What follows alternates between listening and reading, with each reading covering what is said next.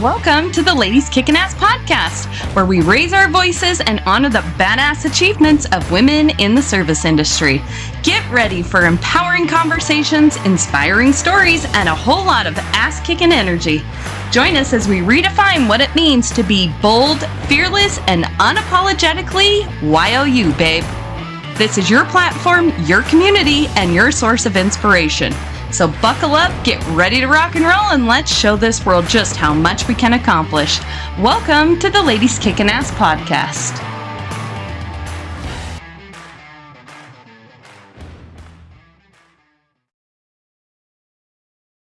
ladies. Welcome back to the show. I am so excited to be able to introduce to you my guest today.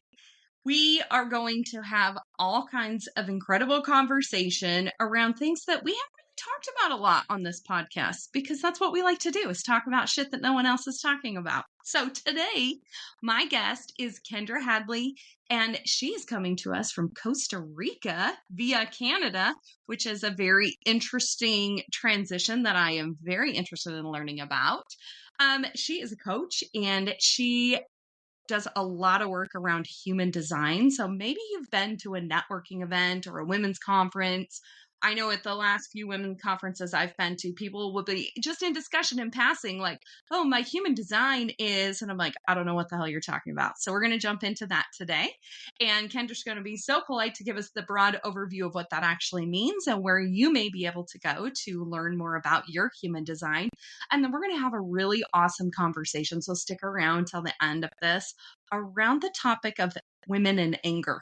And I think this is an incredible conversation that obviously it's an emotion that we all feel and no one is talking about it. I'm a podcast junkie and I have never heard a conversation around this. So it's going to be a great exploration day today.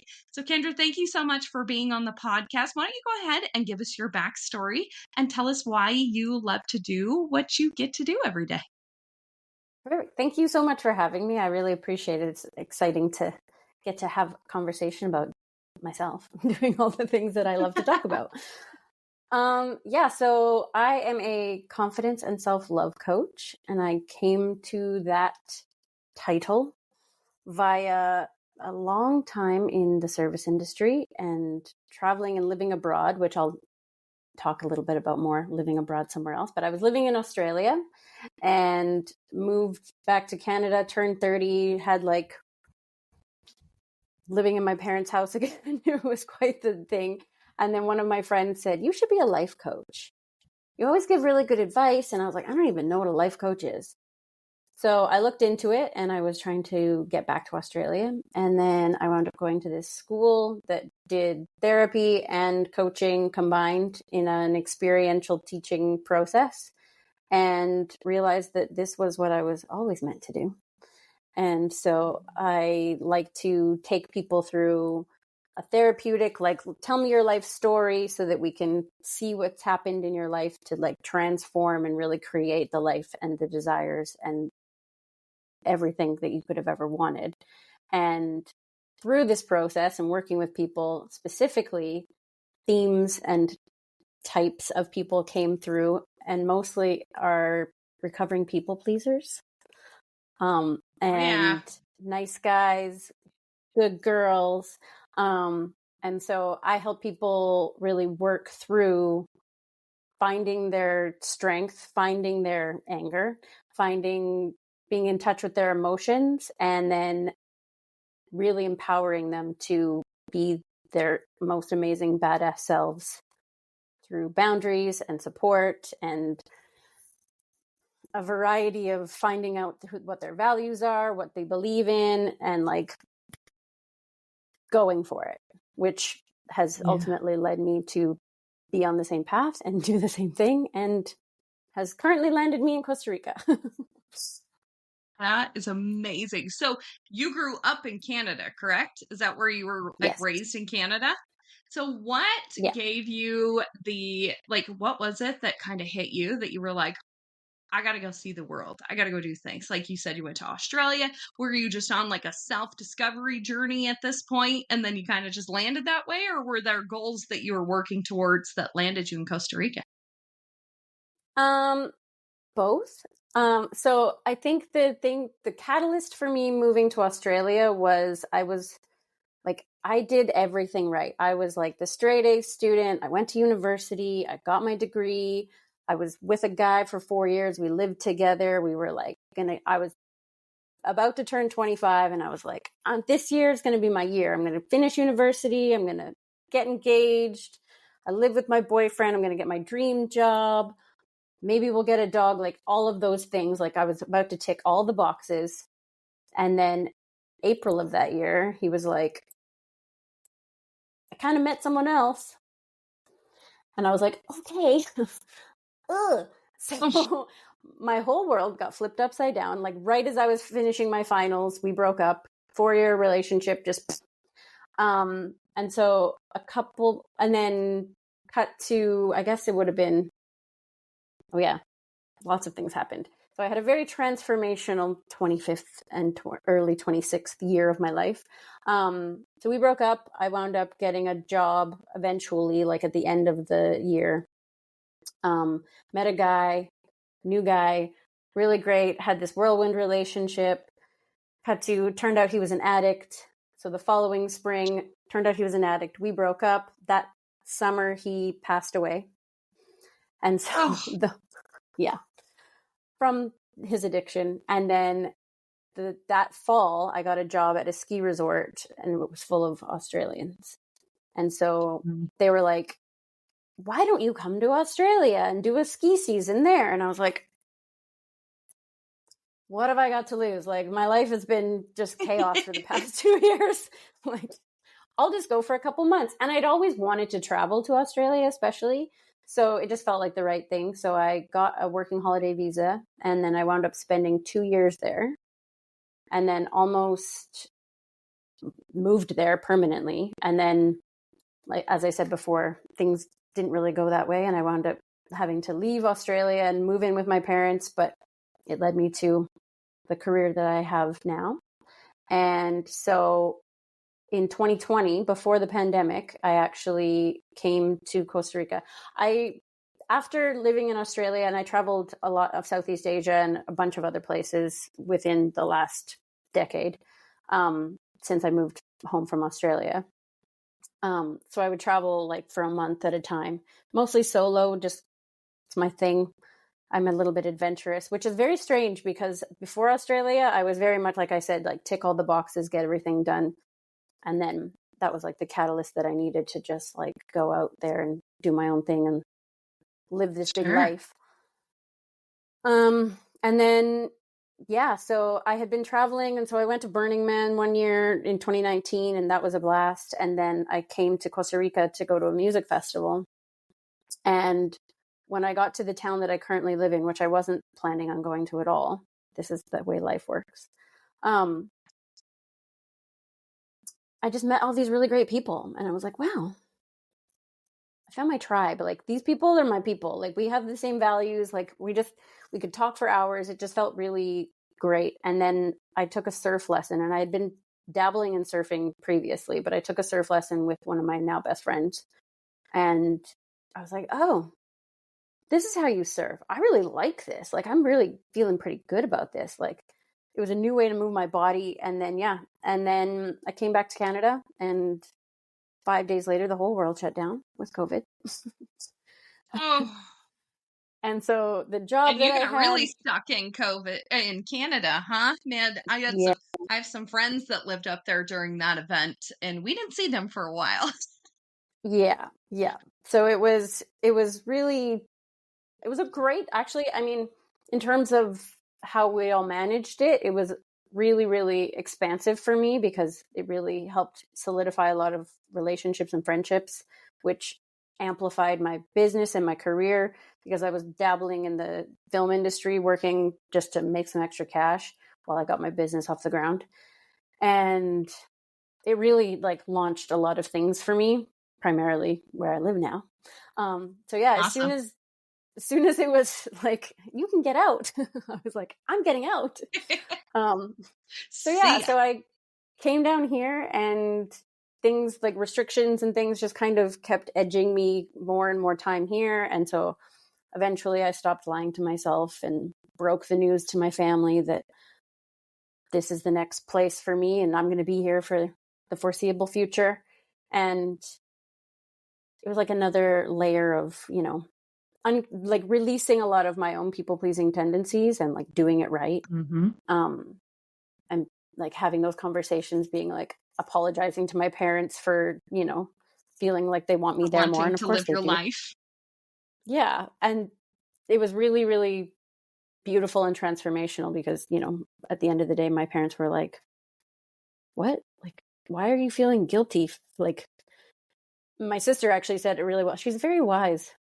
She was like, you feel guilty because you miss us. Like, it's not because you're doing us a disservice. Like, we're happy for you. We want you to be happy. Like, you feel guilty because you miss us. And it's hard to be in two places at once or want to be in two places at once. And I was like, yeah. So, yeah, I mean, it comes with its challenges, but luckily travel is open again. And my parents came down to see me. And, like I say, even paradise has its its drawbacks, but ultimately, yeah, I get to live a lifestyle that I'm really excited about. And ultimately, I was never a cold weather person, so Canada's not really my Me too. I live in climate of Arizona now, and I choice. grew up in Wyoming, and so I know all about that cold stuff. And when people like from back home, they're like, "How do you live? It's so hot." And I'm like, "And it's sunshine every day. It's beautiful. You don't ever have to worry Bring about it on. that." So Yeah. yes, I love it. I love it. I love it. So I found something very interesting in your story there that you were talking about, and even the coaching stuff that you work on, and you were talking about recovering people pleasers. And I find that phrase very interesting because I am very much one of those. And do you feel like people ever really get over that people pleasing? Or they're just more conscious of when they're doing it? Because I feel like sometimes I'm on a really good roll and I'm like, I'm doing what I need to be doing, and it's not because I want to make people all warm and fuzzy all the time. And then I find myself doing something else and I'm like, there's your people pleasing again. So what do you think makes people become people pleasers in the first place? And then do you feel like people ever really get over that?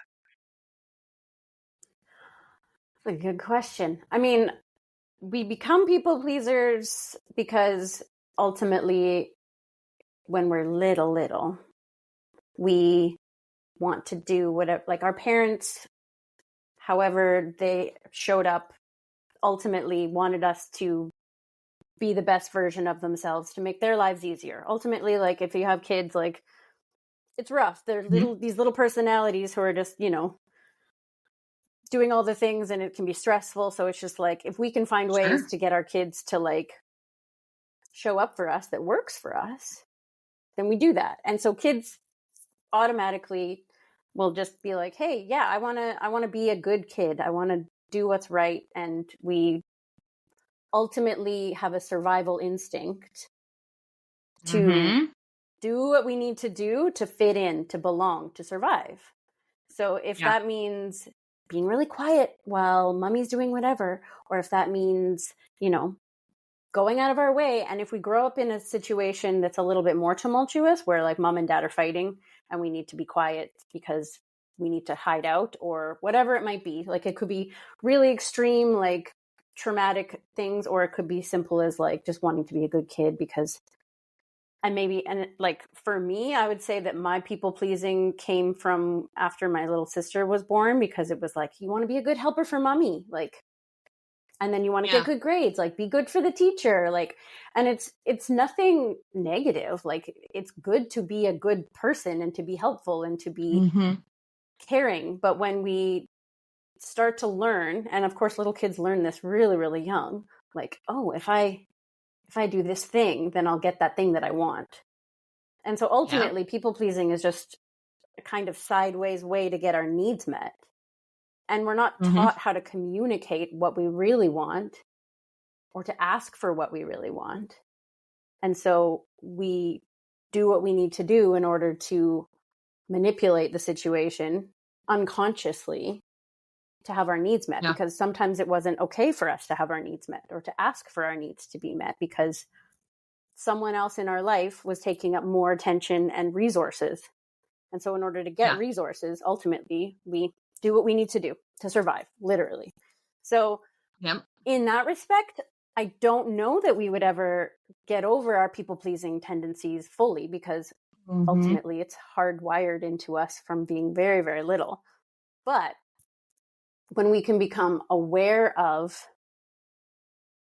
that tendency and like regulate our nervous systems and know what our needs are that need to be met, and we can meet them for ourselves.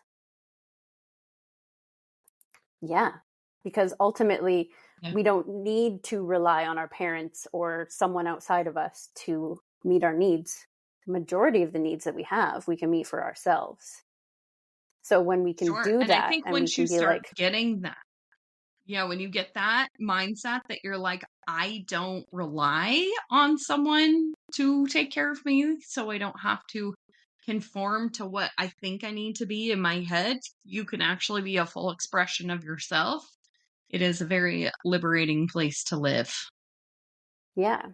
And it ties into boundaries too, because again, if we didn't grow up learning boundaries or like how to, listen to no or like say no, all of those kinds of things, we don't know where we stand. So like the more we Yes. say no, the more we set our limits, the more we understand our limits, the safer we feel. And then it's the people pleasing tendencies definitely dissipate. So it's like a process for sure. And it's, Yeah, one for to be sure. conscious of every single day, but it's workable, for absolutely workable. Curable, Yeah. and that's why I say recovering, because it's like it's not a bad thing to want to please others or be of service or be kind or good. And I think a lot of people, that's where it can be the stickiest point, because they're like, oh, I'm being selfish. It's like, well, if you're worried about being selfish, then ultimately you're not selfish, because Yeah. you've Because got they the don't give a shit you've got the about being consciousness. selfish. Exactly. It's just like those folks aren't worried about it. They're just getting their needs met however they can. And that's okay. Like that's where they're at. But And I think too, sometimes when you are in a relationship, this can be a partnership, a parent, a brother sister relationship, even a friendship, or a business partnership, where you've had to kind of tiptoe a little bit around that person to make them happy, or you've presented yourself not as a full authentic version of yourself, and you start to step more into that person that met you and decided to like you at the time that you were people pleasing may not enjoy that part of you anymore. And that's where I think yeah, a lot of times women find themselves, especially in like romantic relationships, in you're being selfish, or you don't care about me, or you care about yourself more than me, or it's almost like their partner, and this can be man or woman or same sex even, that yeah, they feel like they're losing a part of you that they really mm-hmm. liked because it was feeding their needs. And this is something in like personal development has been so incredibly important and such a big thing for me in the last couple of years, of realizing just how important it is to take care of yourself and put yourself at the top of that list instead of everybody else. I think moms for sure, women for sure, definitely want to please people or help people or serve people. And oftentimes we forget about ourselves. And when you start flipping the script of what that looks like, the people that are closest to you are like, wait a minute, because Yeah, somewhere it doesn't have to be a zero sum game, but somewhere that time has to come in for you to be able to do that. And that focus does as well. And so I think a lot of times I hear women talk about this, and I've been through this myself, that it's like their partner kind of wonders, like, what the hell's happening to you right now? But I think it's very yeah, important for our own personal development to step into that. And as you get older and you grow, you realize, oh shit, I've been doing this for a really long time. And when you're working on yourself, you may upset some people with that, becoming a recovering people pleaser. Have you seen that with Yeah, clients you've worked with? absolutely. Yeah. Yeah. I had a client recently who was going through the process of discovering themselves and setting boundaries and limits, and their partner was basically throwing tantrums. Like, Yeah. because it's just, they weren't used to it. And it's, I don't like to throw around the word narcissist very often because it is a buzzword, but like, that's where that type of person who wants to feel that safety, and that's where that can come from and like really breed that kind of energy. And so it's like Mm-hmm. a thing that I do a lot with clients is work with them on their own, learning how to be uncomfortable. And so sometimes that Yeah. literally looks like laying on the floor and just like seeing what comes up. But like the more uncomfortable we are, and so, like a lot of people do like biohacking kind of things like ice baths or exposure to heat and cold, whatever it is, on some level, it's all nervous system work. But like being comfortable with being uncomfortable is really, really helpful, because when those things come our way and when we like start to set those boundaries and speak our needs and like ask for what we want, yeah, absolutely. And there's layers to it, right? So it's just like we can start at work and be like, no, I'm not going to work overtime. And then it might be like with our partner, no, I don't want to do this thing this time, or a friend or whomever. And then family, where the Yeah. deepest things reside. So it's just like, but even if we can just start at the top and be like, okay, I'm just going to put my hands in some ice water, or I'm just going to lay on the floor.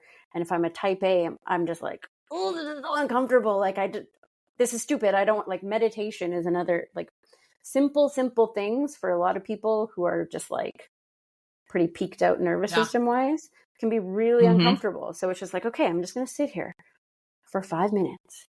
I'm not going to do anything. I'm going to put my phone away.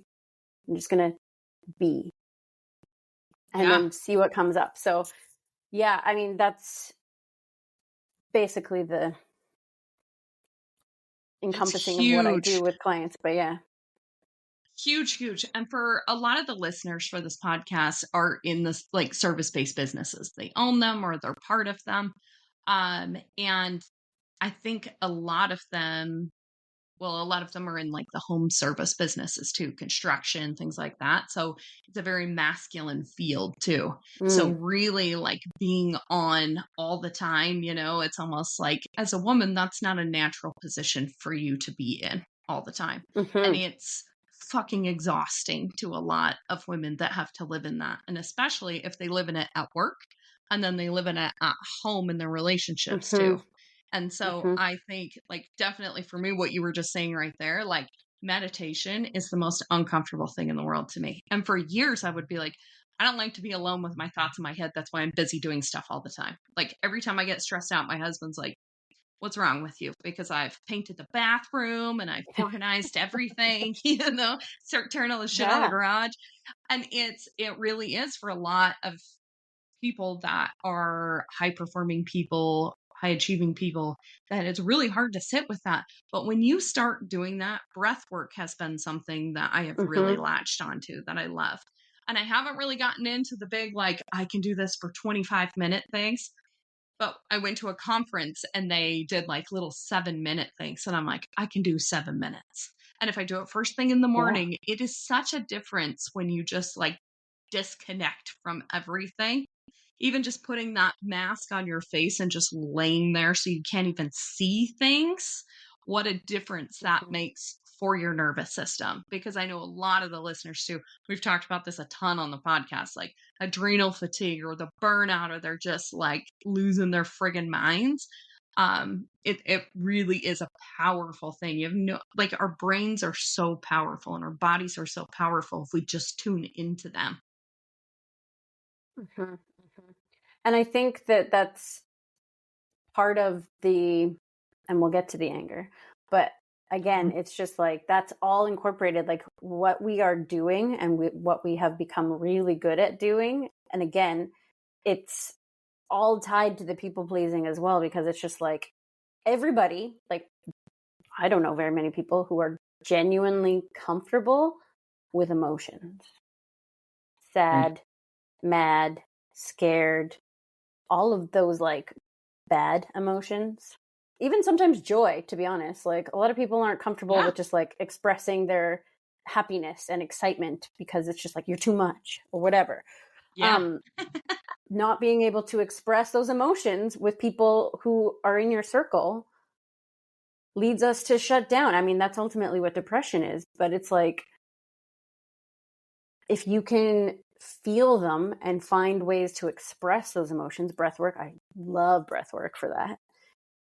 It's easier to get your body on board so that your brain can catch up and you can get shit done, like Hmm. really make it happen and focus and be productive in a healthy way that prevents burnout, because it's like, okay, I'm looking after myself. I'm doing all the things for myself. And when I do that, my partner is looked after, my work is looked after, my kids are looked after, like everything else just like starts to figure itself out. So it's like, Yeah.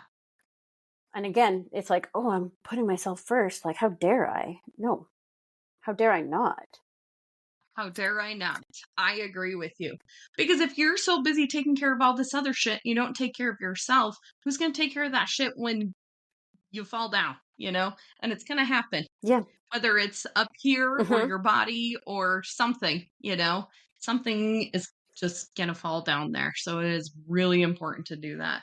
Thank you so much for talking about stuff like that. I really want to jump into conversation around human design. Why don't you give us a little overview of what human design is and like your best explanation of what it might be if somebody's never heard of it before. Okay.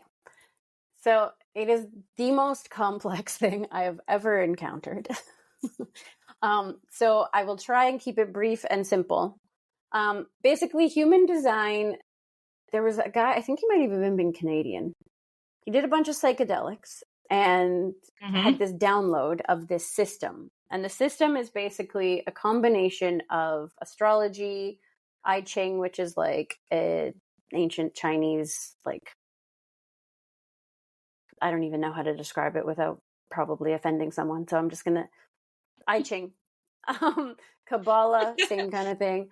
Um, Chakras. So it's like a bunch of ancient traditional pieces, and ultimately it creates your personal blueprint. So Mhm. it is amazing. There are ultimately, so it's kind of like if you're going to pick like Myers-Briggs where you're like an ENFP, it's kind of like that. Like it's a it's a personality type without, but it's based on your birth time. So that's where the astrology Mhm. piece comes in. The astrology is actually quite prominent in it. So there are 5 different types. There are manifestors, manifesting generators, generators, projectors, and reflectors. And each of those types shows up in the collective as a contributional piece. So, for example, I'm a manifesting generator. So if you look at, and like if you pull up your own chart, it's like, what am I looking at? Yeah. Mine says generator. Perfect. So manifesting generators and generators make up about 70% of the population. And so their like mission or their energetic aura is to attract. So, and their strategy is to respond. So basically, generators and manifesting generators are going to go out into the world and they're just going to like be their amazing selves. And from their sacral, so that's where the chakras come into play. So it's like from that sacral energy, they're going to do whatever feels juicy for them, and they're going to draw in and like magnetize whatever is meant for them to come to them. And that's what they're and they're the doers. So they're the people that you need something done, you are generally going to be with a manifesting generator or a generator. It's like, boom. The difference between a manifesting generator and a generator would be that generators have a more steady, constant energy, whereas manifesting generators have a little bit of a manifester within them. So there's manifestors' role is to initiate. So they're the ones who are like, okay, this is this really cool idea. We should all, like, society, let's build a big bridge. Manifesting generators, go. And then projectors are going to be the ones who look at it and be like, okay, where could this be improved? What kind of, like, they like look and see, like they're putting it on a big screen and being like, okay, look, this is what could be improved. And then again, the generators and the manifesting generators are like, okay, let's do the work. So we have, as the generator types, pretty much an endless source of energy. Like, and especially if we're in alignment. If we're not in alignment, we're going to feel frustration.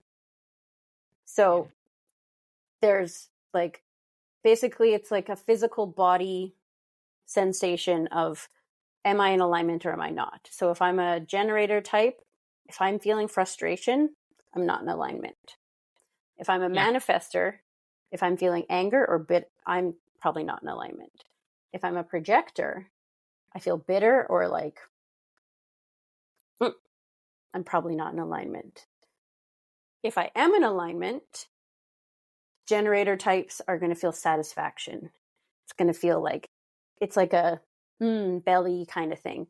So for you and I, like a common generator type thing to like know when a generator is like, I knew immediately before I even did my nephew's chart when he was a baby, because he'd be like, like we make noise.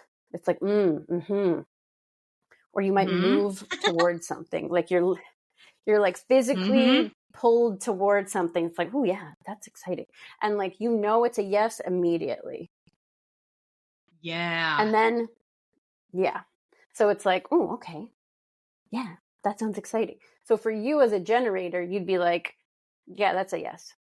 And then you go for it. And you would follow that through all the way to the end. You'd be like, okay, this is a yes. Does it still feel good? Yep, let's do it. And you'll just do it. And it'll be aligned for you. Whereas for me, as a manifesting generator, it might be a yes right now, but then something might come in the way of it. And then it might be is this still a yes? So that can be frustrating because we like, I guess the manifesting generators are kind of like the ADHD type where it's just like, my brain is moving so fast and I'm really excited about this thing, but I got too excited and I skipped a bunch of steps. And then I'm like, oh, okay, this is okay. Is it still a yes for me? Okay. I just have to go back and figure out a way to make it work. Manifestors don't have a consistent source of energy, so they might burn out. But then if they don't inform people, it's a very small, manifestors, I think, make up like 20%. Same with projectors.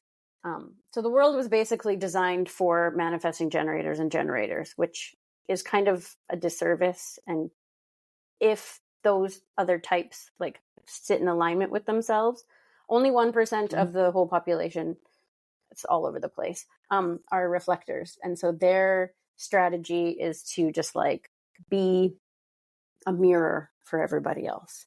So a lot of times reflectors, they're not very common, but like people might see a lot of themselves in them. And it's just like that their role is just to like have people sample versions of themselves within it. Very so cool. Ultimately, like in a nutshell, if you know your type, your strategy, and your authority. So your authority, so once you do the chart, like you see all the little like shapes in your chart. Oh yeah. From head to One groin. Yeah. So one of those centers will be your authority. And so basically what that means is for a lot of generator types, we are sacral beings. So that means that circle in the middle at the bottom is always colored in. Mm-hmm. And so what that means is that like that's our source of energy. That's our like life source. And because of that, we will either be sacral authority. So that's like, yes, no, this, that, like, absolutely. If there's the one, I guess, if you're looking at the chart, it would be to the right, the little triangle on the right-hand side. That's your emotional center. Some people are emotional authorities. So what that means for them is they might feel the yes or no. And whether you're a projector or a anything, if you're an emotional authority, that's your authority. Like that's where you make decisions from. That's where you act in alignment from, which means you just feel it out. So if that one's colored in for you, then you are meant to feel it out a little bit. So it might be immediately a yes, but if that one's colored in for you, then you need to just like sleep on it, process a little bit more, get to that groove. And then sometimes for projectors, they might be a splenic authority. So the triangle on the other side would be their authority. So that's what they listen to. So that's like a really like quick, intuitive hit. Like, yeah, this is a yes, go. Don't overthink it. Never overthink it. There's only one type that has a mental authority, and that's like, they need to really like think things through. Some people have authority of like, trying to think. Yeah, there's a couple more. I don't want to dive too far into it because I feel like I've already, but basically, if someone wants to know how to work within their human design, the best things to know are your type, your strategy, and your authority. And you can look all of those things up when you do your chart online, and it'll tell you that. And if you could basically do, actually, I will send you a link. It's like a Goop article. It just really simplifies it. It lays it all out. And then you can dive in. And then it's like, you can, if you were to do a reading with me, for example, we would go over all of the shapes and which ones are colored in and what you should be doing in order to act within alignment for your personal blueprint. And then like there's lines in between, and those can tell you like the most detailed things about your life that you're just like, wow. And like how you can operate in business, which is one of my favorite things to do. So it's just like, if I have a defined throat, or if I'm a manifester, my like marketing strategy is going to look way different than a manifesting generator's marketing strategy or a projector's marketing strategy. So it's like, you can really use it once you know a little bit about it to not only validate yourself and be like, oh, that's why I'm like this. It's the most validating thing I've ever experienced, because it's like, it's not self-written. You don't like fill out a form. It's just like, it's who you are from when you were born. It's like your birthday and when you were born. It is very interesting. I haven't dove into it a lot. I just jumped online and just like typed in human design, and this little thing popped up. And it asked you what your birthday is and what time you were born. But even just reading through stuff, it is so me. It's crazy. It's really quite crazy that just when you were born, that these things become who you are. And I think it is really intentional. You can call it God, you can call it spirit, you can call it universe, whatever it is to you. There is something greater than just your body and your mind inside of you. And it's really cool to read through some of this stuff, even the list of like all the gifts and stuff. And I'm like, very interesting. So definitely check that out. I would love for you to send that link over. I'll put it in the show notes when we publish this, so everybody can read about it and you can kind of get it. I'll throw in this this little thing that I found too. I think it's really cool. But I love that. And kind of as a transition piece from that too, when you're talking about not being in alignment with things, and a lot of people, if you're 70%, manifesting generator or generator, that's a good chunk of the population of people. So to assume that if you're out of alignment, you're going to feel frustrated, which can come out in anger or be mistaken as anger, or maybe shit, it is anger. I don't know. Mm-hmm. I know when I get frustrated, I'm either crying or I'm ready to punch something. So Yeah. it's like one intensity to the other. But talk to us about what you work with women in your coaching practice revolving around anger. Because I think for a lot of women, we feel like we have to try to stuff that down. We're supposed to be the soft ones. We're not supposed to have emotions, or definitely not with your partner, or they assume that it's something that they did that is wrong, like I have always had a really hard time trying to control this, because Mm-hmm. it's either tears by myself or like I'm going to scream at somebody. And so there's been like that really tough pull for me. It's kind of a tug of war type of thing. And I'd love to understand what you do working with women like that, because I often feel out of aligned, and learning all about this, I think, just transfers into this conversation so beautifully, because when you're out of it, like, how do you deal with that anger and frustration that you're feeling? Yeah. The cool thing about human design too is that all of the not self or the out of alignment things are kind of themes of anger. So it's bitterness, it's literal anger, manifestors is literally anger, or Mhm. frustration, which are all like different words to describe that feeling in your body that's like telling you something's not okay. And so that's the most important thing that I think that I love to talk about when it comes to anger, is that anger is technically a secondary emotion, and it's your physiological body telling you, nope, this isn't okay. This isn't safe. This isn't something that needs to be happening right now. And so anger, like in primitive times, was the thing that got us to get the heck out of there or fight. Mhm. So fight or flight, literally. And so now we're not being chased by a saber-toothed tiger or, fighting off the elements. We're dealing with our boss or our employees or our partner or our kids or whomever, our friends. Mhm. And so anger is your intuition, ultimately.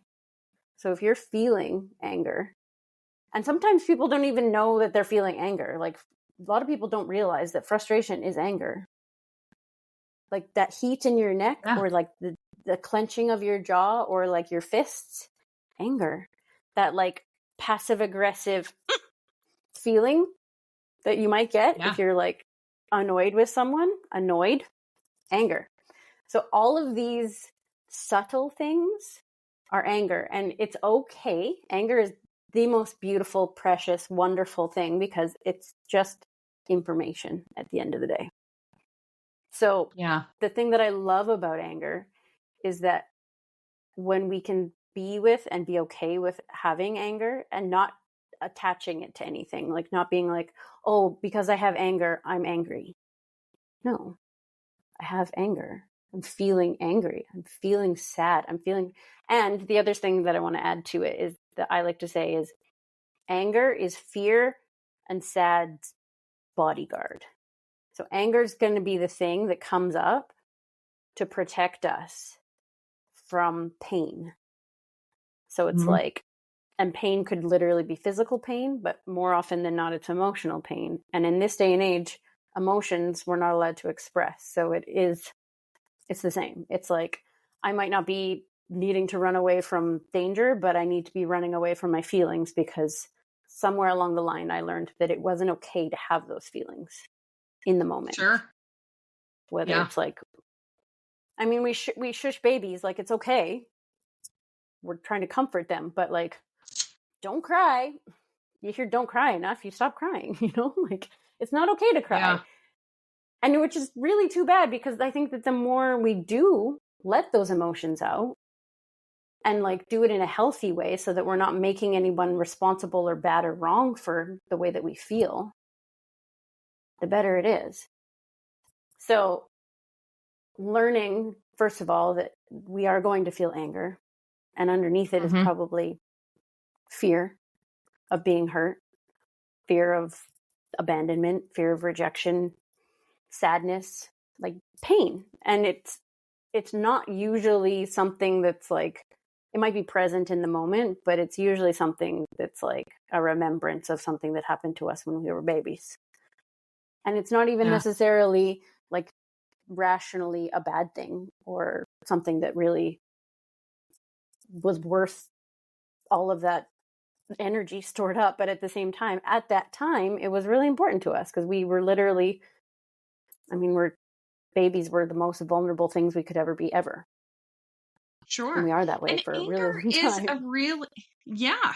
And anger is a really important emotion to have at some point. How do you know that you're out of alignment or that your body doesn't feel safe if you don't feel that emotion? We have to stop taking a negative look at anger and start just like detaching any meaning from it and looking at it for what it is. I love that you mentioned it's just information.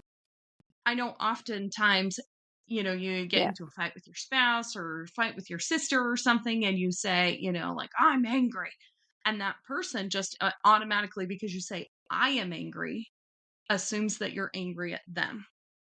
And so I think too, we for sure. also are those people that are absorbing other people's anger. And instead of absorbing it, we need to be more curious about it and start asking questions to help them get out of that feeling. Am I on the right track there? Yes, yes, yes. Absolutely. Yeah. Curiosity across the board. The more curious we can be, I think that's going to save the world, honestly. Like, I do too. because I do we're too. Then very quick everybody to stops judge, blaming each other for shit.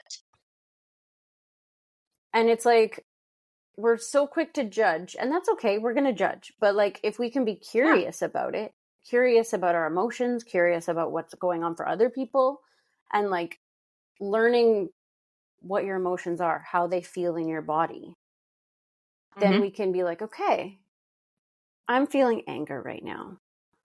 What might be underneath that? What do I need to do to look after myself right now so that I can be as level as I can so that I can communicate my needs? Because oftentimes, like, anger is like a complaint, I like to say, is an unmet need. So it's like, if I'm complaining, Mm-hmm. I'm probably a little annoyed or pissed or angry. So it's like, okay, what do I need? What Mm-hmm. is going on for me? What's not feeling good right now? And so we tend to shut down because, again, people pleasing. So if we can Yeah. start by just knowing where the anger like what feels like anger for us.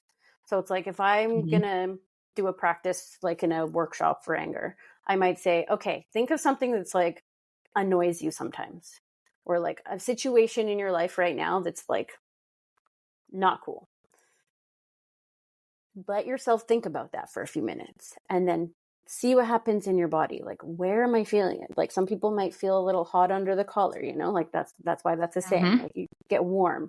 Or like when someone says something that really pisses you off and you just get that flush, you're like, whoa, Oh you yeah. might start shaking a little bit. Like, Yeah. oh, I'm mad. Oh, and it's just like all of these things are your body trying to regulate itself. So it's like, Yep. yeah, okay, I'm pissed. Ugh. And like using sound is like one of my favorite ways to release anger. And just like, especially for like sacral people, manifesting generators and Yes. generators, if you can make noise, like, You just go it's so outside fucking and yell. satisfying. Yes, Even if you got to absolutely. drive somewhere and get out of your car and just scream for a minute, you cannot believe how good that makes you feel. And then Or you don't take it scream out in on your everybody car. else Like, around you. this is road rage ultimately. Like, it's just your body being Yeah. like, this is not safe. And so, like, screaming in your car, perfect place to scream, because it's just like, okay, I just need to get it out of my body. Because once I get it Yeah. out of my body, then my brain and my body will link back up and be like, okay, now what do I do? Yeah. That's Because energy you got to get out of your body. It Exactly. is real energy. And I think that people don't think about that though. They think it's Yeah, just a thought in my head. It's so much more than that. Even when you were absolutely. describing anger, I could feel my like clenching my teeth. When I'm really frustrated Yeah, about something or I'm really angry about it, like before I go to bed, I know I'm going to wake up and my jaw's going to hurt like hell because I will grind yeah, my teeth or clench my jaw all night long. And it's not even like a conscious decision that I'm doing this. So tell me that it's not yeah, energy that is being stored in your body in a really negative way if you don't release it somewhere. yeah, exactly. And this is the thing too, is that a lot of people, especially women, like we don't want to, I mean, we have been suppressed for a very long time. Like our Yeah. voices, like it's not okay for us to speak up a lot of the times. And so it's just like, and that's where like, oh, the mad woman. Yeah, because she's pissed. Like you have to give yourself that space, even if it's by yourself in your room to just Yeah. mm. You're not I crazy, journal some even of the though nastiest things. somebody might No, tell you you absolutely are. not. No, yeah. You And are so it's not just like, crazy. because if we don't, yeah, because if we don't do that, if you don't express that, then it lives in your body. And that's, in my opinion, and some other scientists might back me up, that's what leads to like illness, cancer, dis-ease, because Yeah. it's Yeah. dis-ease. So like it has to go somewhere, and it doesn't, and it's not. And I think the problem too is that like when we think about men and their anger, we immediately think violence. Mm-hmm. And yeah, and that's not really fair for men either. Like they don't need to believe that something that's just physiologically happening to them is going to be like violent Right. act, because it's not. It's just a feeling. It's just an energy. It's like when I talk about panic attacks with my clients, I also say it's just an energy surge. Like this is all information and energy, and it's just whether it shows up as with the title anger or panic or anxiety or whatever, it's just our body's way of saying it's not okay. I'm not safe. I don't know why, because my brain is gone. Like when you're having a panic Yeah. attack, I don't know if you've ever had one, but it's just like you're not online, you're Mm-hmm. not thinking clearly. When you see red, No. same thing. You're not thinking, you're not in your head, you're not using your brain, you're in your body. And so the fastest, the best way is to give your body a little second and be like, okay, what's going on? I'm pissed. Yeah. And women cry, like, because crying is acceptable. But then we don't want to be seen as the little crybaby girl who can't handle her shit. Mm-hmm. So my suggestion, or like some practices for dealing with anger and moving through anger, is again being comfortable, getting to know your body, listening to your body all the time. Anger is another form of intuition, so just like know that, like if you're feeling angry, it's just like, okay, something's not right, there's a reason for it, my body is telling me something. It doesn't Yeah. mean that I need to make up a whole story about it and like, you know, make whomever has triggered that A anger villain. Yeah. the bad guy. Exactly. But it's good to know, okay, something in my body is telling me that something's not right. Is this something that's present for me right now? Or is this something that it's reminding me of? Sure. But before you get to that point where you can be like, okay, I'm triggered, or okay, I need to feel the anger. So Yeah. some good ways to get out anger, especially if you're, you know, around other people.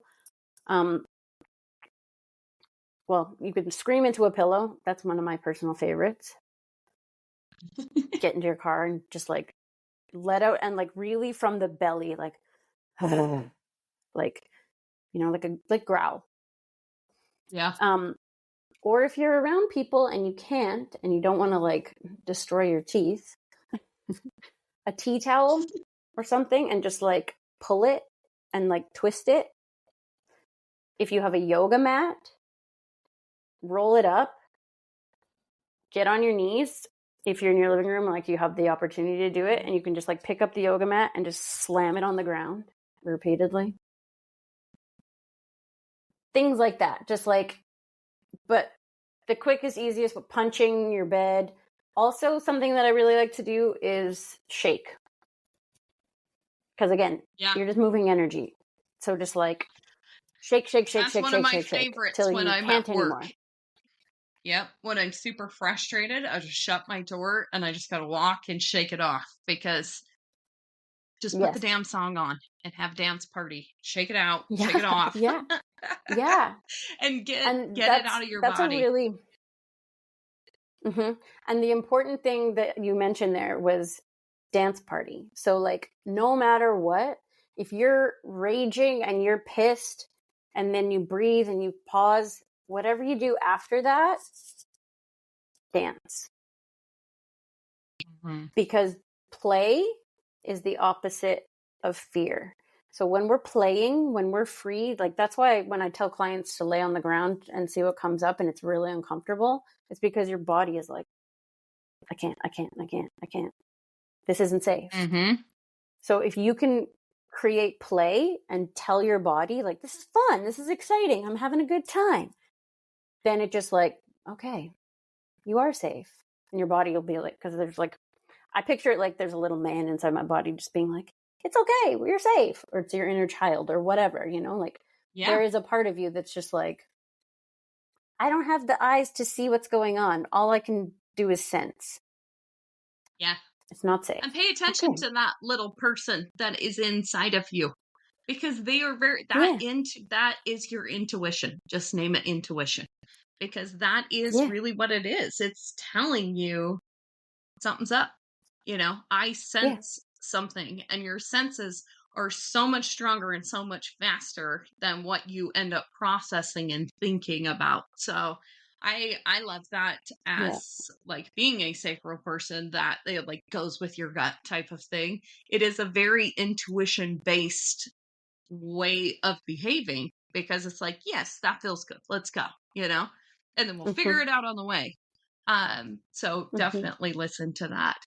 Well, Kendra, thank you so much for all of this information. This has been so much fun. We've recorded way longer than I told you we were going to. Everybody on this podcast probably like, you say that every time. But we always get into such good conversations. I knew this was going to be great, just emailing back and forth with you. So thank you so much. If someone wants to find you online and they want to visit with you or learn more about your coaching opportunities, where's the best place for them to find you? I mean, probably if they want to learn just coaching stuff, probably my website, which is kendrahadley.com, or Instagram is probably where I spend far too much time. I'm actually on a dopamine detox from Instagram this week because I've just been scrolling aimlessly. But I'm going to be doing a dopamine detox actually coming up on Instagram. So I'll be promoting that so that you can help regulate your nervous system a little bit. Which Excellent. my handle on Instagram is open-hearted badass. Well, that's like the best thing ever, and everyone will remember that. Open-hearted badass. Oh, I love it so much. I love it so much.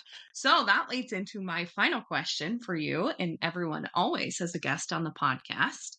If you were to define what it means to you to be a lady kicking ass, what is that?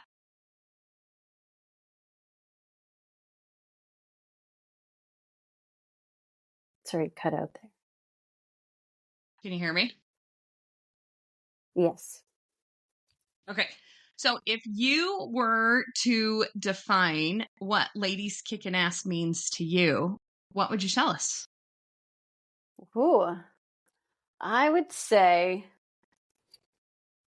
ladies kicking ass are ladies who show up authentically, true to themselves, unapologetically, and doing what they need to do to make themselves as happy as possible so that everybody else is just as happy.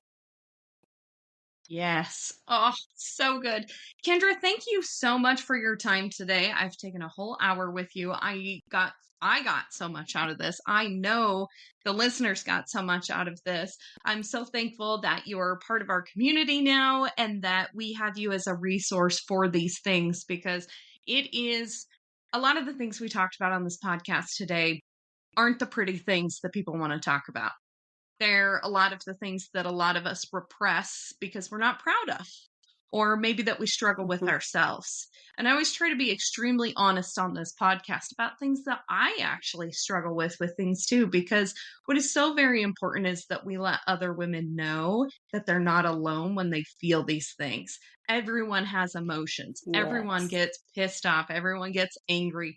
Everyone has a way and a makeup and a blueprint in the way that they behave and they act. And I think the overall best thing that came out of today is just really encouraging people to continuously stay curious, not only of yourself, but of everybody around you that you love. Instead of being, Absolutely. consistently taking shit on yourself or thinking it's a reflection of you or making it all about you. It really, if you flip that over and just really think, that's interesting. I wonder why, versus just pointing out things. I think it would be a beautiful thing, and just we'd all get along so much better, and it would be such a more fun world to live in. So I think the theme of today is really like, just be curious and get out there and live your best life. And girl, you're not alone. So thank you so much, Kendra. Absolutely. Thank you so much. It was a pleasure being on here with you.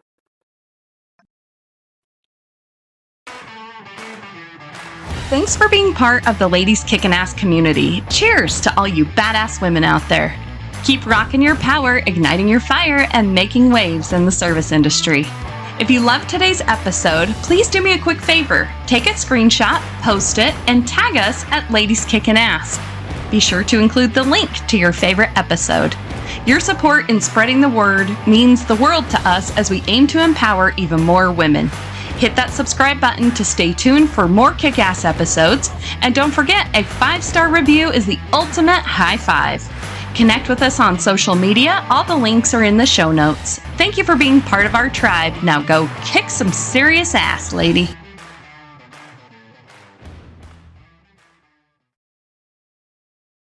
Hey there, ladies. Want to supercharge your personal growth journey with insights from the best in the business? I've got a treat for you. I have been raving throughout many of these podcasts about this incredible self development app called Growth Day.